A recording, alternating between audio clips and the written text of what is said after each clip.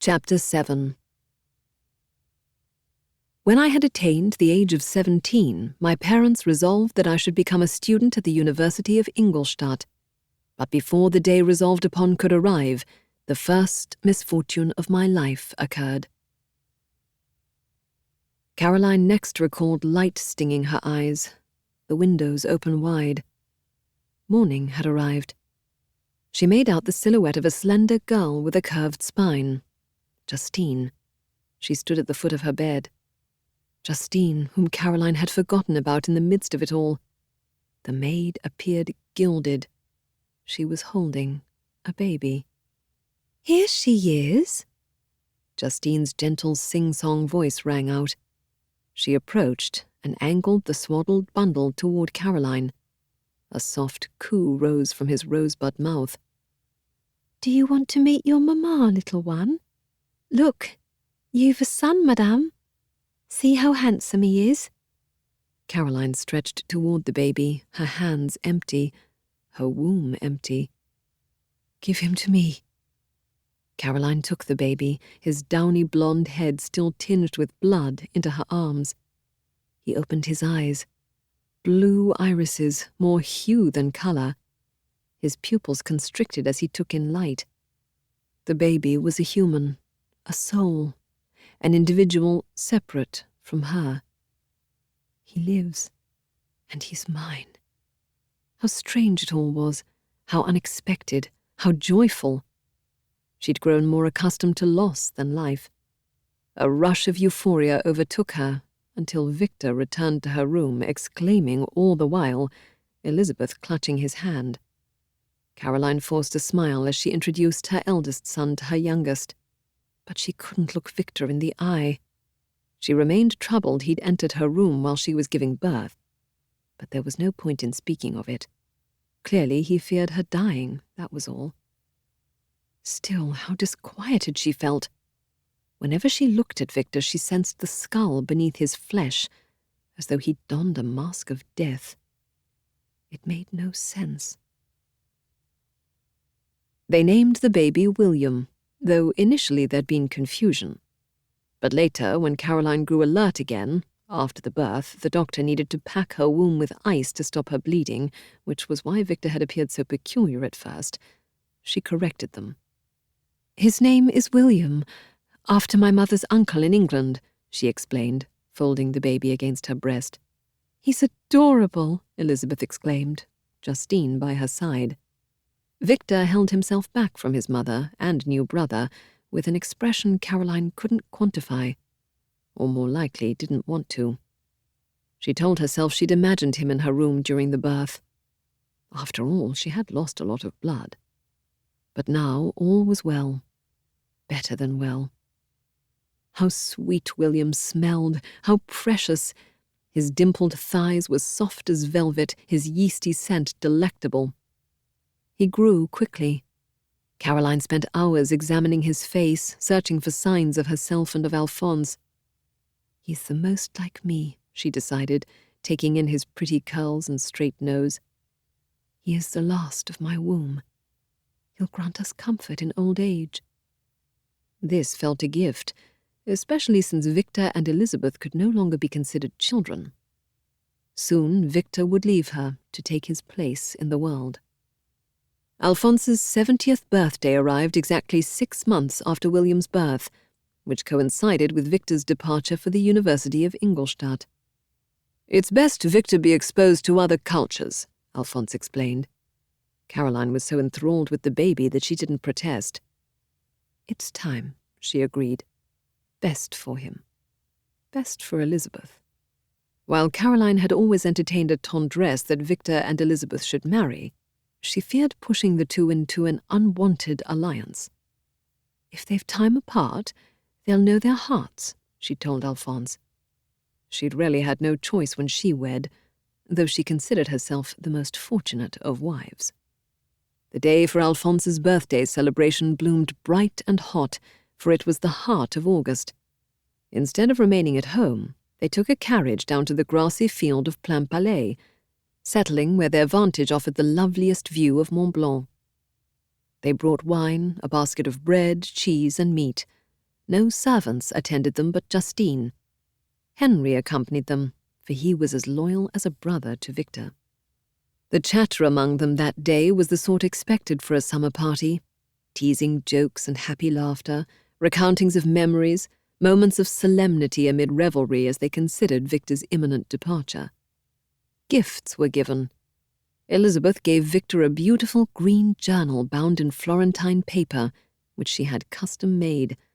Victor glowed with pleasure. "I thought you needed one for Ingolstadt. To remember me by," she said shyly. Toasts were made. Victor proclaimed as they refilled their cups, "To my father, the man who has taught me so much, but is also wise enough to let others teach me." Alphonse seemed especially pleased by his speech. He confessed he feared Victor would resist leaving for Ingolstadt, where he knew no one. Elizabeth read aloud the letter Ernest had sent for the occasion. "It is with great joy that I write to wish my papa the happiest of birthdays.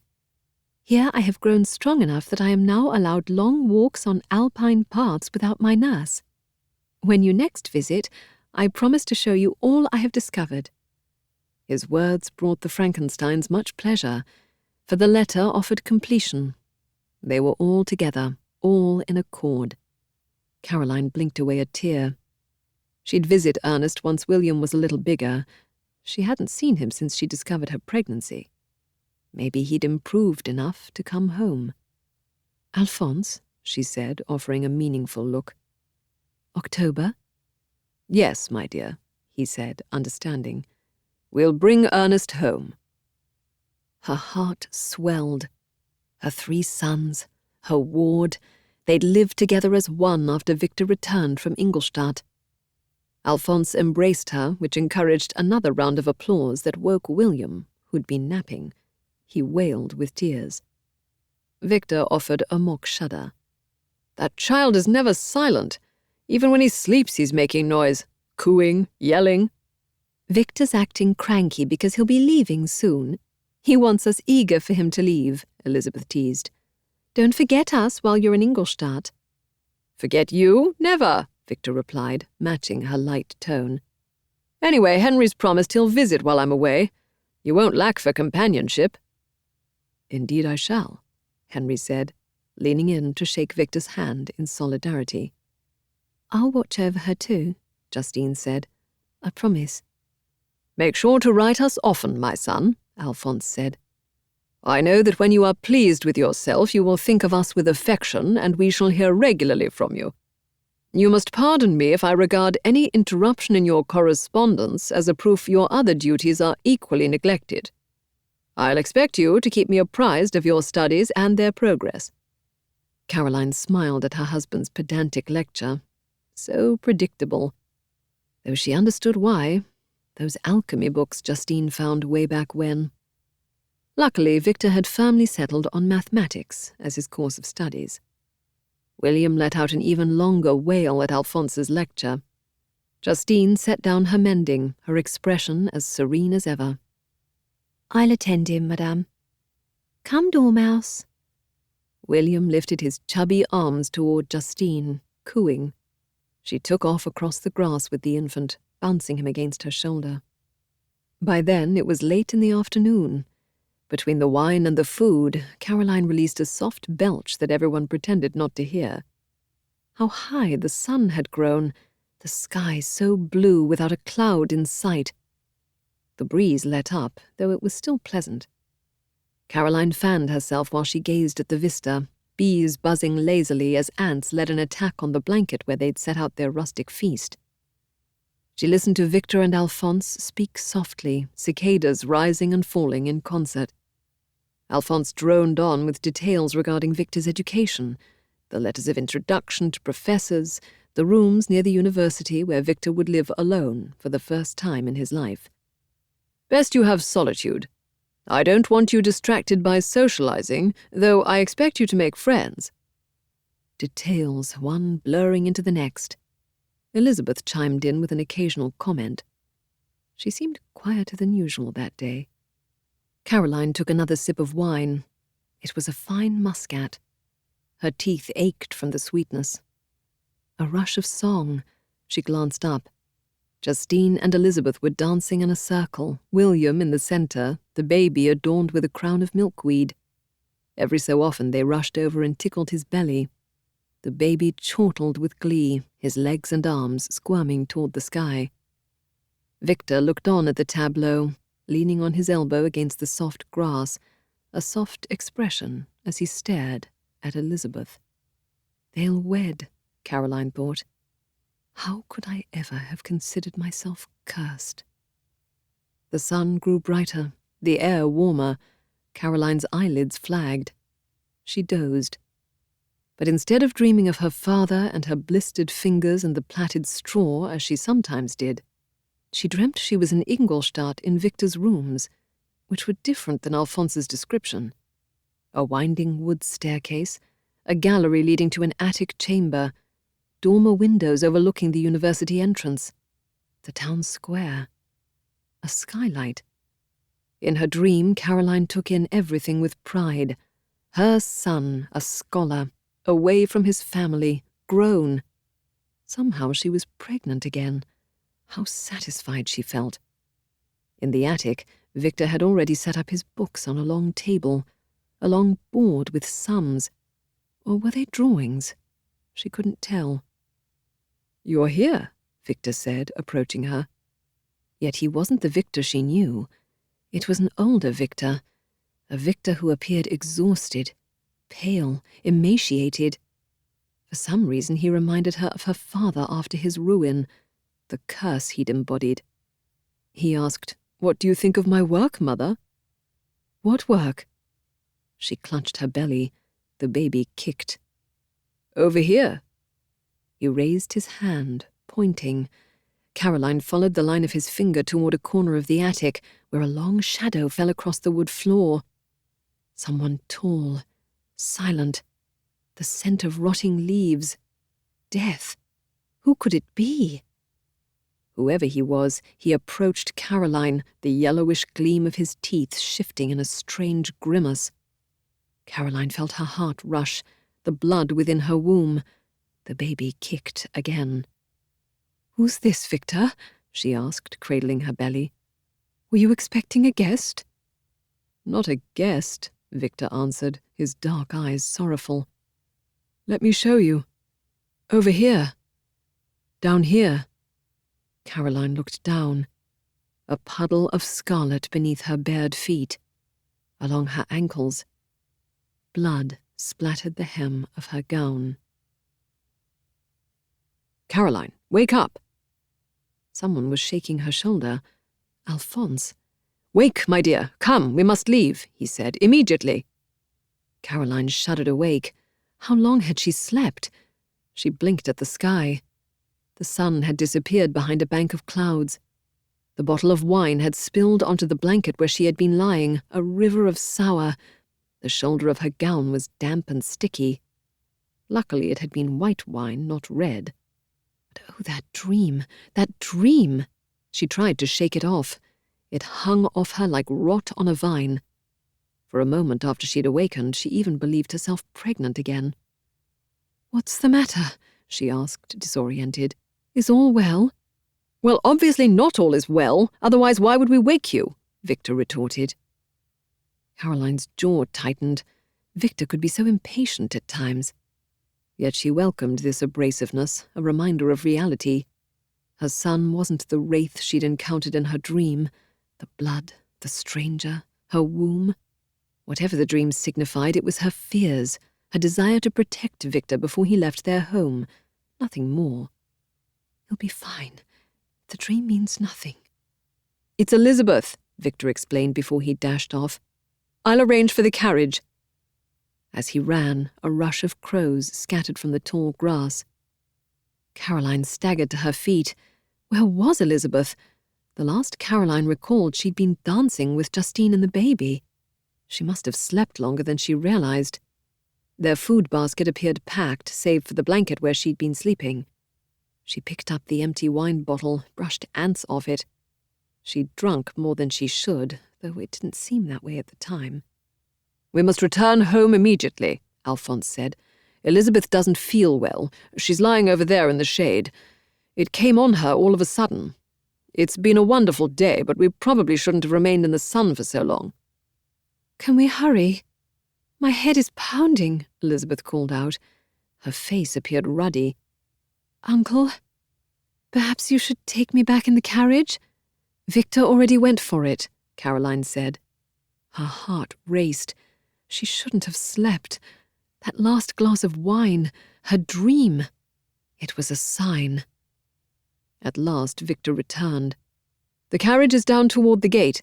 Here, let me help you, Elizabeth." To Caroline, "Tell Justine I'll send the carriage back for you and everyone else." "No, I'll accompany Elizabeth. So will your father." "Let's go," Elizabeth cut in, clutching Caroline's hand to stand. "I feel truly horrid."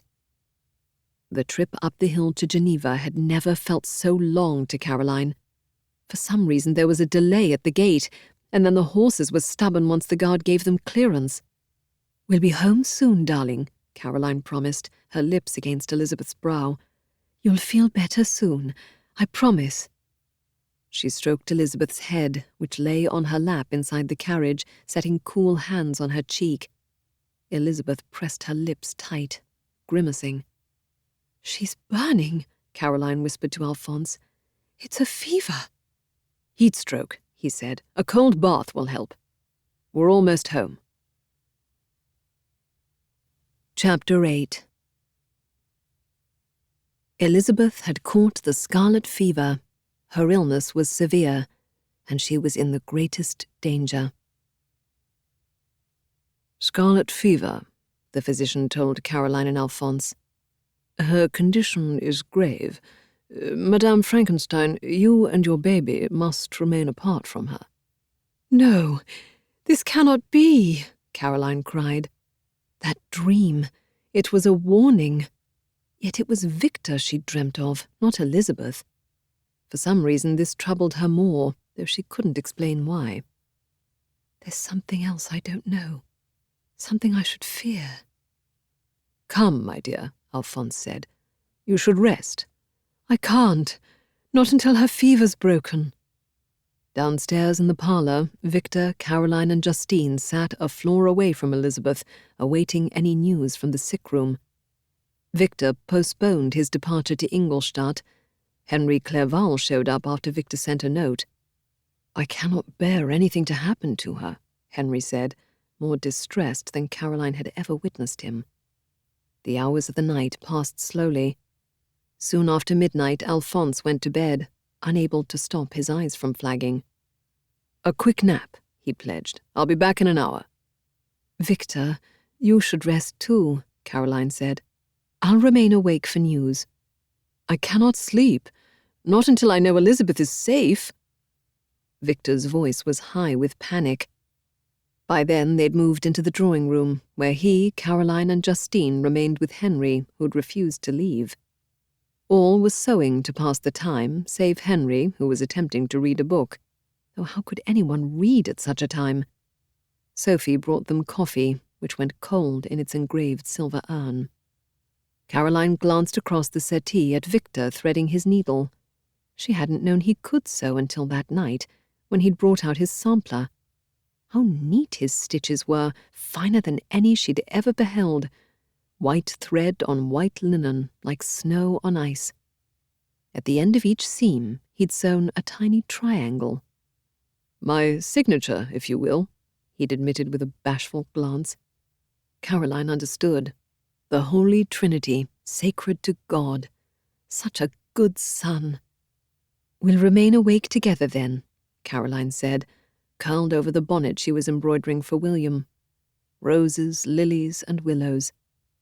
She glanced over at Justine, whose face was a mask of determination while she mended linens. Every so often, the girl wiped her eyes. Another low groan drifted downstairs. Caroline could hear the doctor pacing above them in Elizabeth's room. Surely her fever had to break soon. How long could this continue?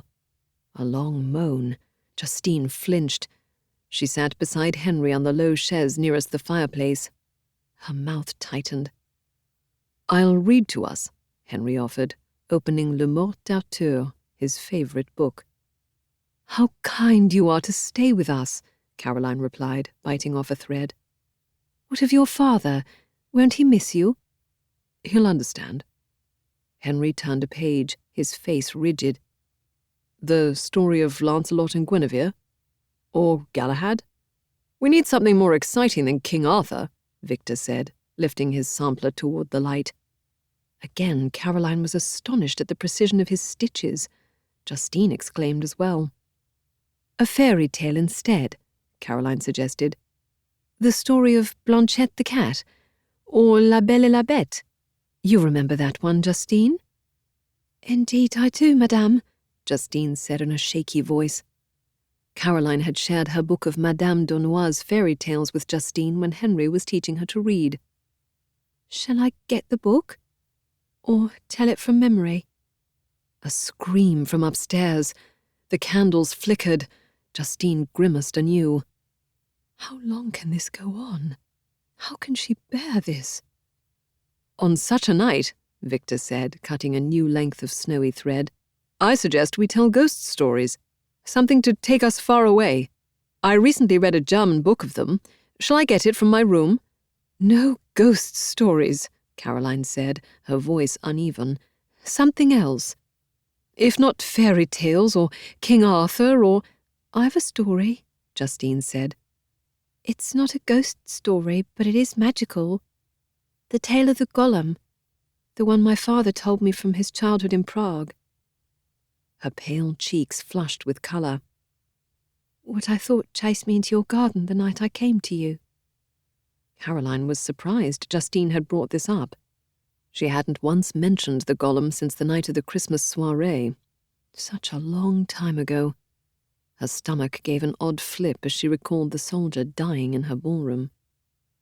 The wind began to rise. Another candle flickered.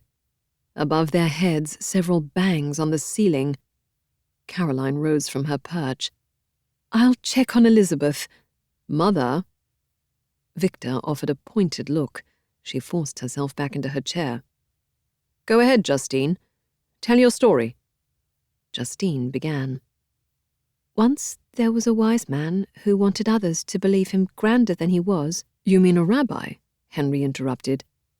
I read this story in my language studies. The tale comes from the Middle Ages, from the Hebrews. Was your father's family originally Hebrew? Justine coloured again. No, Monsieur Clerval. We've always been Catholic. Caroline had no idea. All those years, Justine had accompanied the Frankensteins to St. Peter's Protestant services without complaint. No interrupting, Henry. Victor sounded agitated. Continue your story, Justine.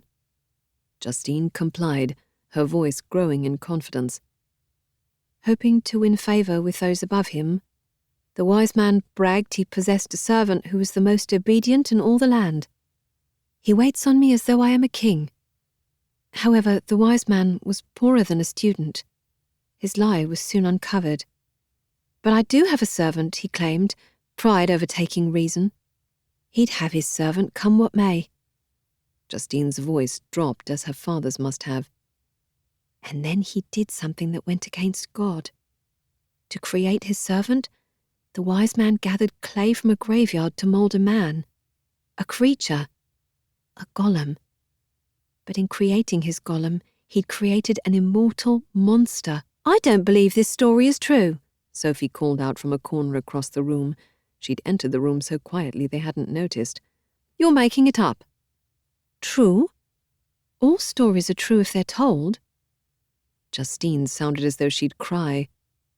And my father did tell me this story many times. It's an old one.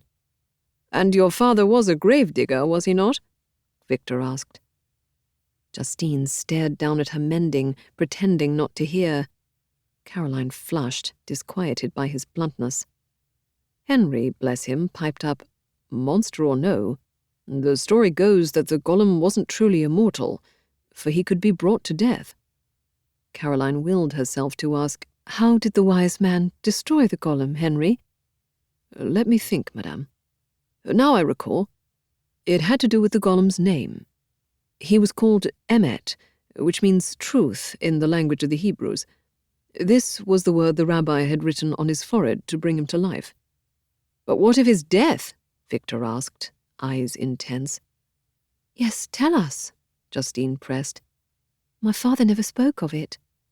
It's quite clever, Henry said. To destroy him, the rabbi removed the letter E from emet, which created the word met, death. And thus the golem dissolved to dust.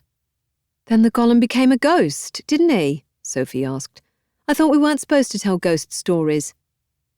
Caroline could no longer bear it. She set down her embroidery.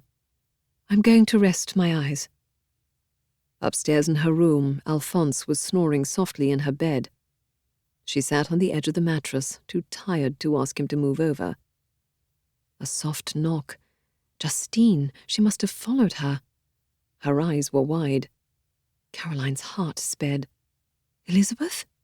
No, something else, madame. Something you should know about. Somehow Caroline found herself inside Victor's room, led by Justine's insistent hands. She handed Caroline a bound journal from a drawer. Victor's old journal, which wasn't nearly as nice as the green Florentine volume Elizabeth had given him at the picnic. This one was bound in cheap brown paper, worn at the corners. Victor's handwriting slashed across the front label. His name. The year. Mathematics, that's probably all it was. How did you come upon this? Caroline demanded.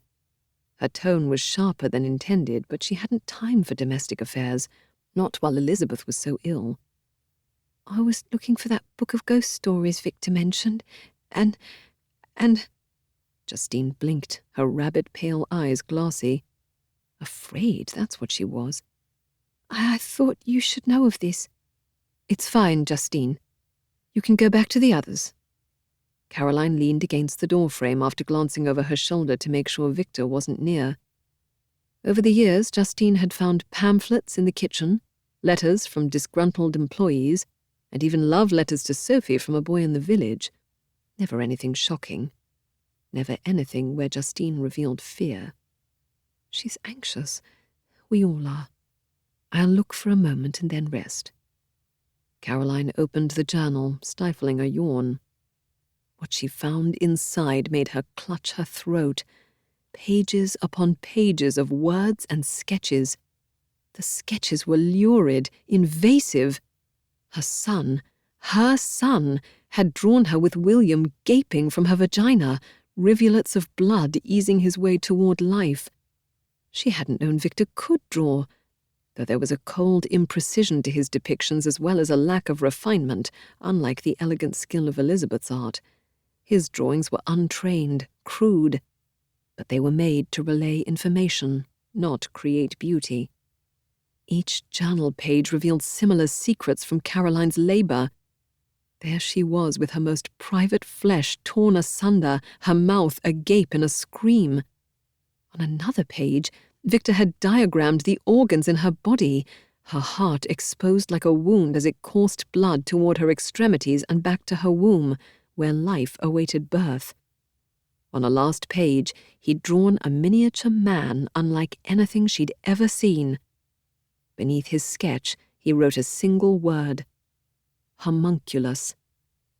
A human grown inside a glass vial. Life created of man, not woman. An unnatural creature. Too upset to think clearly, Caroline immediately burned the journal. Her hands shook as the flames rose. She should speak to Victor. But what could she say? She felt as though she'd been betrayed, exposed, violated. She even wept. How could she explain her distress when she didn't fully understand herself? Should she tell Alphonse, who'd been upset by Victor's interest in alchemy? They'd been so relieved when he'd turned to mathematics. The fire continued burning. Caroline clutched her skirt, the length of her thigh, fingers tapping. 1, 2, 3. She'd thought she'd left these habits behind. How strange to build such a fire in the midst of summer. To feel such heat when all one craved was cool water and lake breezes. Tendrils flared from the journal, chafing her face. Would anyone think her peculiar for making the fire? She'd been so startled, so distressed. Then she remembered that dream of Ingolstadt she had at the picnic. It was a warning. Something dangerous awaited Victor in Ingolstadt, something evil. Not the Swiss soldier, not a homunculus. Something else. Ingolstadt was home to philosophers, wasn't it? Revolutionaries. He mustn't go to Ingolstadt. But how could she stop him? Chapter 9. During her illness, many arguments had been urged to persuade my mother to refrain from attending upon her. But when she heard that the life of her favourite was menaced, she could no longer control her anxiety. Caroline had no idea how long she'd remained in Victor's room, watching his journal smoulder into ash. Her eyes dried as she regained her composure. "You must never know I did this." Well, Justine would never speak of it. Caroline was certain of that. Suddenly, Caroline recalled those pamphlets of Marie Antoinette with their brazen woodcuts. She shuddered. What if someone else had found Victor's journal? Would they recognize Caroline in his foul sketches? And then Victor appeared by her side. How could she not have heard his approach? His hands were taut, fisted, his chest puffed like a rooster. Caroline found her mouth dry with fear. "What have you done, Mother?" "Done?" she countered, heart pounding. "My journal! You burned all my research!" He pointed toward the grate. She'd missed part of the binding. "I saw you sneak in here, but can't believe you'd do such a thing. Why?" "I don't want you to go to Ingolstadt," she said in a low voice. "It's not safe." He shook his head. "It's all arranged. I must go." She couldn't answer him. It was hard to meet his glare. Every time she looked at him, those transgressive illustrations flashed before her eyes, like he was attempting to unearth the secrets of her womb, the womb that had brought him life. As suddenly as Victor's rage had flared, it faded as though doused by water. "I'm sorry," he whimpered. "I should be thinking of Elizabeth, not this." He embraced his mother, kissed her cheek. "It doesn't matter, Mother. I'll start over with a new one. I shouldn't have yelled, not now." The door opened anew. "Caroline?" Caroline looked up from Victor's arms. Alphonse, accompanied by the doctor. "Elizabeth, something's happened." Caroline doubled over as though she'd a blow. "No, tell me she's not dead. Tell me." Alphonse soothed. "She still lives, but you must be strong." "Madame Frankenstein," the doctor interjected, "if her fever doesn't break—" "She can't die. She mustn't." Alphonse said, "We must trust in God's will." "My will shall be God's will."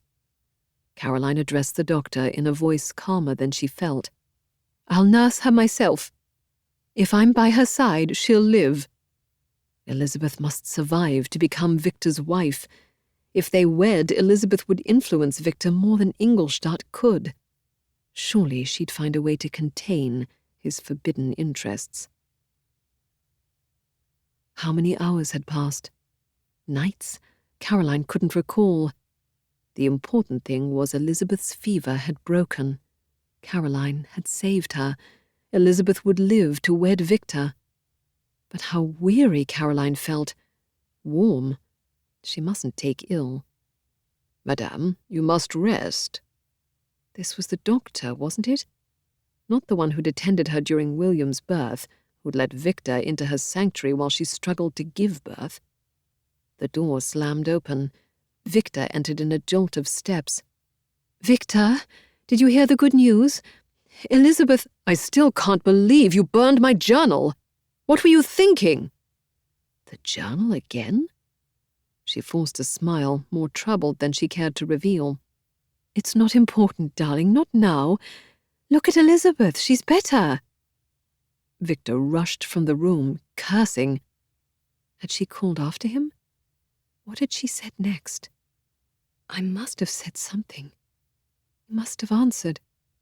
He loves Elizabeth, doesn't he? The physician leaned over Caroline, his hand cool against her forehead. "Madame, Are you well?" "I just need to rest." She lay on the bed beside Elizabeth, who slept serenely. Caroline listened to the sweet rise and fall of her breath and nuzzled her face against her cheek. Elizabeth's long gold hair smelled sour from sweat. Caroline should arrange for a bath for Elizabeth, have Justine wash her hair. But first, she'd sleep. 3 days passed, 3 nights. Hot. All was hot. Well, there was a reason they called it scarlet fever, Caroline decided. Her flesh burned like that fire she'd built for Victor's journal. She couldn't swallow. Her throat was too raw. She seemed to recall Victor throwing a fit once he understood how sick she was. "My mother can't die. She mustn't." This seemed so long ago. Caroline looked down at the flesh on her arms. Her skin was peeling. She was a monster, shedding her skin like a snake, a tree losing bark. I need a bath." These words were ignored as she gave way to the sensation of hands around her neck. Was someone strangling her?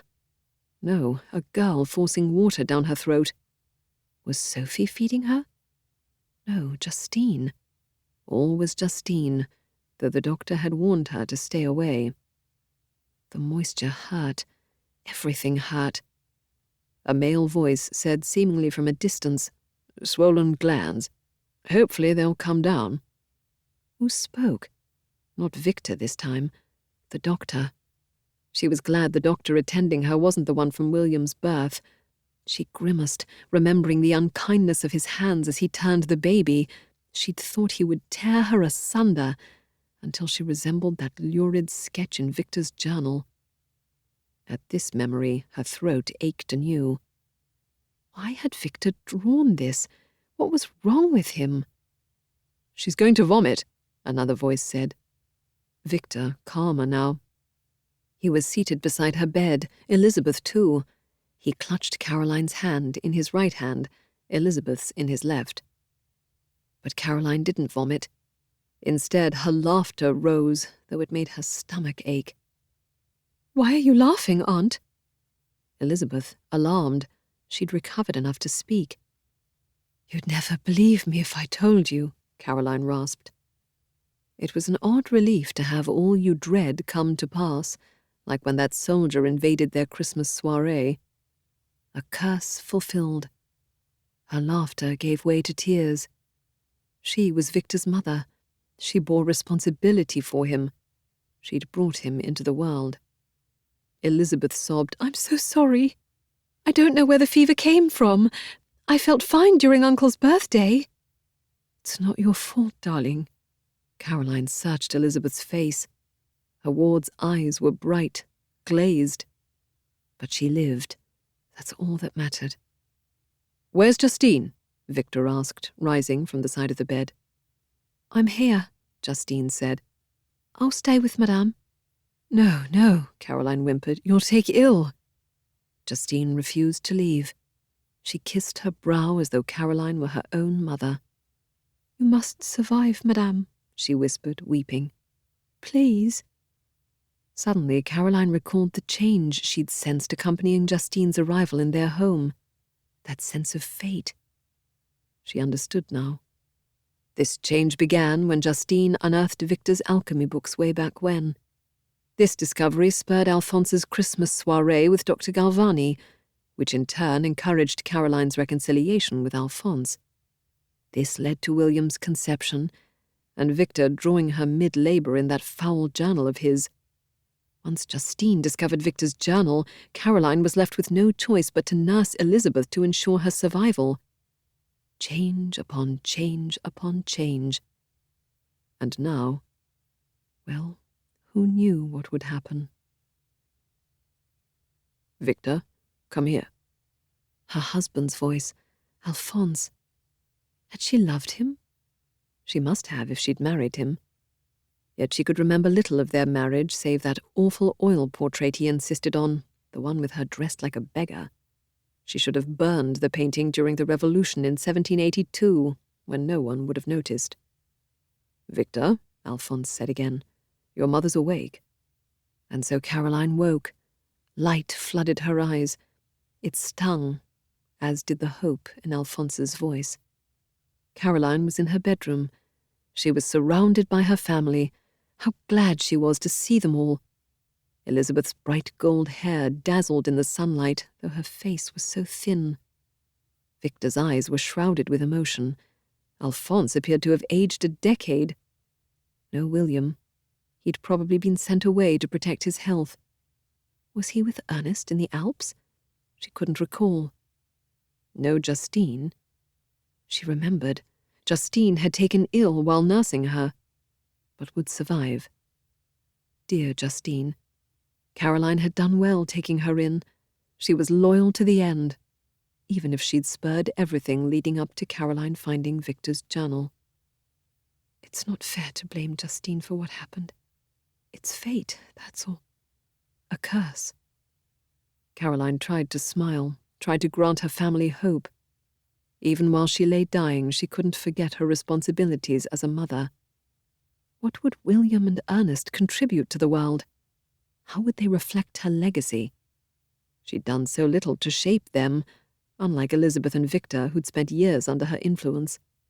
She'd raised 4 humans, 5 if you included Justine. She'd never know how they would fare. Now she wept in earnest, for there was one last thought troubling her. Victor and that foul journal. Of all her children, he had the most power to shape the world. He'd lied about mathematics to put her off the scent. What have I unleashed on the world? She'd have to trust Elizabeth to mold him, to teach him what was right. And she'd taught Elizabeth well, hadn't she? Elizabeth would protect him from the temptation of knowledge without compassion. Caroline must make sure they'd marry. The doctor spoke in a low voice. I doubt she'll last the night. Well, if she didn't have long, she'd say what she must. I want to speak to Elizabeth and Victor. Alone. Alphonse backed away. Caroline extended her hands toward Elizabeth and Victor, who took them. Mamma. Victor pressed his forehead against her hands. Mamma. He hadn't called her that in years. Caroline's tears fell in response. William was but a baby. She'd never hear his voice, never know him groan. But she must contain her emotions. Victor was her concern now. Elizabeth and Victor settled on the chaise beside her bed. How would she say all that was on her mind before it was too late? Somehow she would. She'd find a way not to lisp. She must be understood. She began, her words more air than sound. Elizabeth, you must supply my place to my younger children. Promise you'll protect William. You'll love him as your own? A tearful nod. I will, Aunt. Caroline managed to pull off her emerald ring, which she hadn't removed since Alphonse's birthday fete. She set the ring in Victor's palm, or tried. It fell on her white counterpane. Victor, my firmest hopes of happiness were placed on the prospect of your union to Elizabeth. This expectation will now be the consolation of your father. Of course, Mother. Victor set the emerald ring on his pinky, sniffing. But this wasn't enough reassurance. Elizabeth must promise too. Caroline drew Elizabeth close. You'll marry Victor. Promise? I promise, Aunt. They'll wed. I can go now. My husband, she said. I want him. Alphonse returned to the room. Whispers of conversation. Caroline managed to gather what life remained in her. She's parceling it like teaspoons of brandy, to address her family a final time. Alas, I regret I am taken from you. But these are not thoughts befitting me. I will indulge a hope of meeting you in another world. She closed her eyes. But not all was over. Not yet. There was one last thought weighing her, one last consideration. Elizabeth loved Victor, didn't she? Caroline had been so concerned about Victor's future. What of Elizabeth's? Have I cursed her?